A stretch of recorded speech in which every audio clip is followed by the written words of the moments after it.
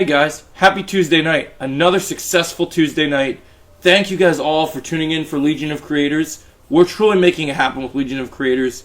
Thank you guys so much. We're going to have another great show for you guys this week. Let me know what your favorite part of the stream was at the end of this video or in any of my other upcoming videos. We talked about so many great topics. We had a script planned. It just kind of went off a bit because we were doing interviews and getting to know the creators. And everyone always wants to talk about Marvel and Star Wars and DC. But that's just kind of the business and name of the game that we do, which is awesome. So this video, of course, is going to be about Daredevil Born Again Episode 4.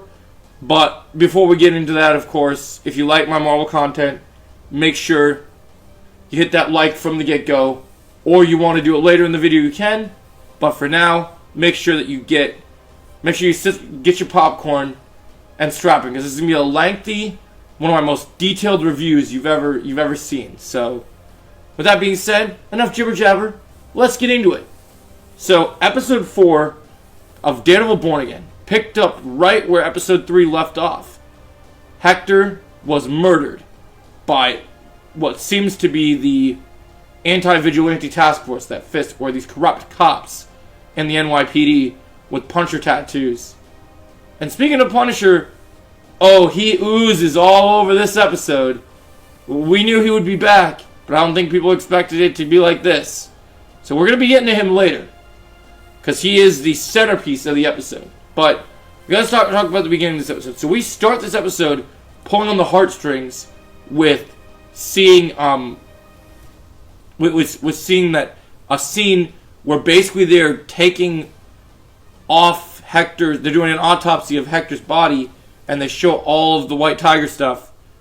But out during the autopsy, Matt is in the other room trying to get a snack from the vending machine, meeting Hector's niece, Angela. I forget how you pronounce her name, her last name. But so there's two versions of female White Tiger in the comics. There's Angela and there's Ava. They decided to change the age of Angela and Ava, but Angela is kind of in that Spider-Man age where she seems like she's a teenager. But I can sense from her energy and her aura in this scene. Don't be surprised even if Born Again Season 2 comes out next year. Don't be surprised if a White Tiger series comes out around the same time. I mean, this is a brilliant character, and I'm glad that Marvel wants to use this character, because there's been a lot of debate about Marvel doesn't want to do obscure D-list, A-list characters. But although in Spider-Man they did a great job of establishing this character in Spider-Man's wheelhouse, so if we can do more cool things with street-level Spider-Man, I'd love to see her fit into Spider-Man's world and in more street-level stuff. But yeah, I'd be down with her getting her own show. It sucks that this scene, this is a great young actress that does a great job and a great performance. The thing that sucks about this episode is the fact that about her performance in this episode is when we saw her, everyone just goes, "New White Tiger, yay!" So her acting kind of gets thrown in the forefront, because it's like, we're like, oh man, she has great acting, but I'm so excited to see the next iteration of White Tiger introduced from the get-go. And I'm so shocked that she was in this episode, because they announced her that she was going to be in Season 2, and I think we'll still get her in Season 2, but I just didn't expect her to debut this season, because it seemed like she was set up for Season 2. So that was a surprise to be sure, but a welcome one, as our Grand Emperor has told us. So that was nice. Whoever the actress was did a fantastic job. She fits the Hispanic feeling of the family. I like what they did with her. I thought it was a good opening scene. And then we get a scene of, we get our first introduction of Muse basically carrying someone from the train tracks. We start to see it. And then the opening title sequence happened. We get some stuff where we see Fisk and Vanessa still in therapy with Heather, where they're trying to peel back the layers of their relationship, and it comes up to Fisk doesn't want to talk about Adam, which was the man that had the affair with Vanessa. And neither Vanessa or Fisk seem to know where Adam is, but Fisk is being very quiet about it, and we find out why later in the episode. So if you're still with me, guys, smash that like button. If you're new to the channel, make sure you subscribe. I mean, we do Marvel content daily, we do DC content daily, we do Cobra Kai and Miyagi-verse content, and video games and all that stuff, and that's all we do. So, and martial arts stuff, and movie stuff. So make sure you tune in and you hit that button. Now back to our regular scheduled programming. So I got to do a little shameless plugging here and there. But so then we go forward towards the episode, and they're struggling. Then Fisk has to go see what's going on with all these different conventions and all these different conspiracies going around the city. The city's tearing itself apart. He's trying to figure out what's going on. We see a scene of Daniel goes out with BB in the party scene and gets drunk, and some information gets revealed, and a lot of stuff ends up coming to fruition, where you're seeing, when Daniel was drunk, he revealed the wrong information, and then the whole garbage depot situation that's happening at the pier gets uncovered, and Fisk is made a laughing stock. And Vincent has some great acting where you can see this man is starting to become so uncaged, he's losing his mind, getting into that Jeffrey D. Morgan element. So I love that. I think that's fantastic. Great acting. Love that he's getting ready to snap.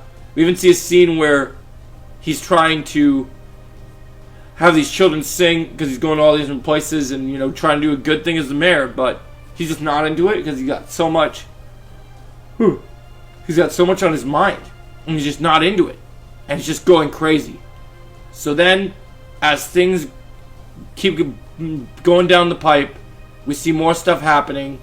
So see that the itinerary stuff is happening. Fisk goes off on his office staff, talk about the article that he finds out, and he doesn't want to fire Daniel, but he tells Daniel as a protege, if you ever do this again, you're going to be done.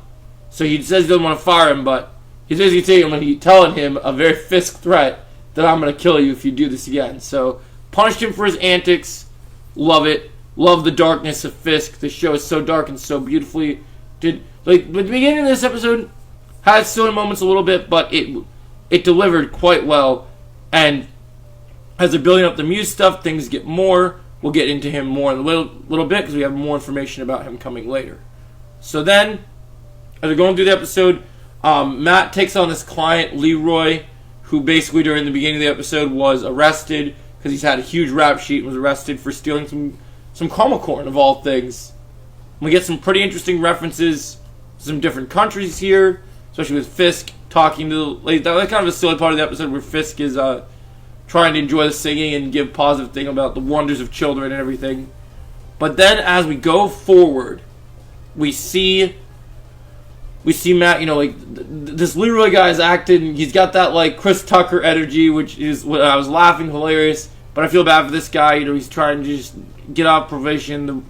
The lawyer that Matt's working with finally agrees to get it down to 10 days, and at first Leroy's not having any of it, but then Matt goes and tells him, hey, this is happening, and, you need to accept this is the best deal you're going to get. You're not going to get on probation the way that you want. So this is the best deal you're going to get. You need to take it. So that becomes very apparent. And so then we go from this to Matt goes to investigate the crime scene with what happened with, he investigates the crime scene that happened where White Tiger was killed. And when he investigates it, he finds a bullet. And the bullet has the Punisher logo on it. And so then Frank tracks it to some sort of warehouse after meeting with Leroy, and when he tracks it, we finally get the return of Frank Castle. This is going to be where the episode review gets super lengthy, guys. What a performance. I know this is Daredevil boring in, but I don't know what capacity it's going to take. I'm so incredibly hyped for the Punisher special presentation, and hopefully we'll get a Punisher season continuation like we got Born Again event, because while I love Matt Murdock, Frank Castle is one of my favorite characters in all of Marvel history, and this episode cements that so much well. And we knew from the trailers that this scene between them was going to be amazing. So you start the scene with Matt discovers Punisher's hat. I'll tell you what I think, Ray. Tell me what you think. I don't think you came here for my help. See, I think you want my permission. You want to get your hands on somebody, huh? You want to hurt them? Maybe a little bit scared. A little scared about what that means. It's an interesting take. I like it. But, yeah, no. Sorry, buddy. Way off on that one. You're so full of shit, counselor. So full of shit. You're guilty. Excuse me? Yeah. That guilt, that shame, that's my home, Red. And I can see it on you. I can smell it on you. It's all over you. I'm gonna come back another day, Frank. Maybe catch you at a better time. You come at me with that horse shit about saving lives. How about that friend of yours? You save his life. You lost him, didn't you, Red? It's not about him. Then say his name. It's not about him. It's not about him. Ah, for Christ's sake, say his name. Say his name, you coward. Say his name. It's not about him. You hate yourself. He's eating you up because you ain't done a goddamn thing about it. God damn it. God damn you. Sorry. I apologize. What are you sorry for? First honest thing you did, Red. It's not about him. No. Okay. It's all about him. He talks to you, doesn't he? Hear his voice. You do, don't you? Every time I start moving, I still hear my little boy. I see him. And I hear his voice. He says, get him, Daddy. Every last single one of them, get him. That's why I do what I do. That's why he's eating at you. That's why he's eating at you, because you know you didn't do a goddamn thing, and it's gonna keep eating at you. It's gonna keep eating and eating and eating. There's no getting away with it, you understand?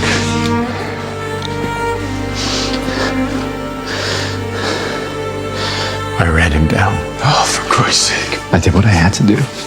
And I let the system take care of the rest. Oh, you and your goddamn system. You and your goddamn system. Christ!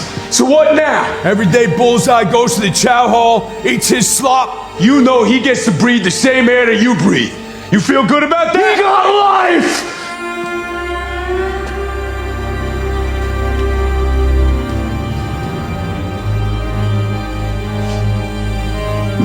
How about old Foggy? He got life. Foggy. He was the kindest, purest soul I ever met. And guys like you and me, we can work a lifetime and never measure up to his decency.